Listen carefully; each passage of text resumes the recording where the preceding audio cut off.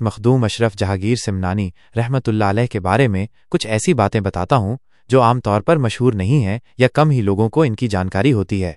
1. शाही घराने से ताल्लुक़ के बावजूद सादगी। ये तो मशहूर है कि आप शाही घराने से थे, लेकिन उनकी निजी ज़िंदगी की सादगी का अंदाज़ा लगाना मुश्किल है। कहा जाता है कि किछौछा शरीफ में रहने के दौरान भी उन्होंने एक फ़कीराना लिबास पहना और बहुत ही सादा भोजन करते थे। अपने शाही पृष्ठभूमि का कोई भी निशान उन्होंने अपनी सार्वजनिक या निजी ज़िंदगी में जाहिर नहीं होने दिया।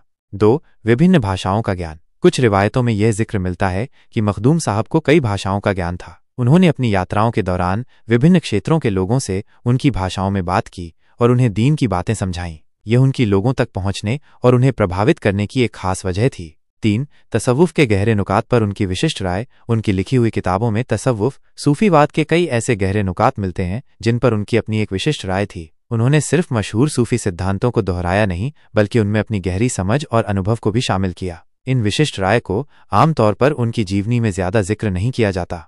4. गुमनाम लोगों की मदद। ये मशहूर है कि वे हर तरह के लोगों की मदद करते थे, लेकिन कुछ ऐसे वाक़यात भी मिलते हैं जिनमें उन्होंने गुमनाम लोगों की चुपचाप मदद की। बिना किसी शोहरत की चाहत के वे ज़रूरतमंदों की ज़रूरतें पूरी करते थे और उनकी मुश्किलों को हल करने की कोशिश करते थे। ऐसे कई व्यक्तिगत और कम ज्ञात किस्से स्थानीय रिवायतों में आज भी सुने जा सकते हैं।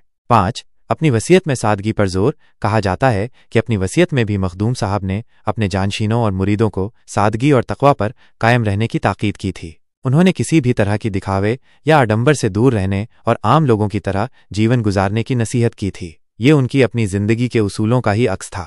6. प्रकृति से गहरा लगाव। कुछ स्थानीय रिवायतों के अनुसार मखदूम साहब को प्रकृति से बहुत लगाव था। वे अक्सर किछौछा के आसपास के शांत इलाकों में घूमते थे और कुदरत की खूबसूरती पर गौर करते थे। यह उनके एकांत और चिंतन का एक हिस्सा था।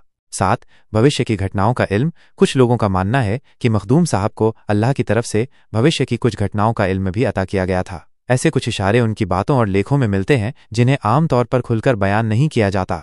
8. किछौछा को रूहानी मरकज़ बनाने की दूरदृष्टि। जब वे पहली बार किछौछा आए थे तो यह एक मामूली सा गांव था। उनकी दूरदृष्टि ही थी कि उन्होंने इस जगह की रूहानी क्षमता को पहचाना और इसे एक ऐसे मरकज़ के तौर पर स्थापित किया जो सदियों तक लोगों के लिए हिदायत और सुकून का जरिया बना रहेगा।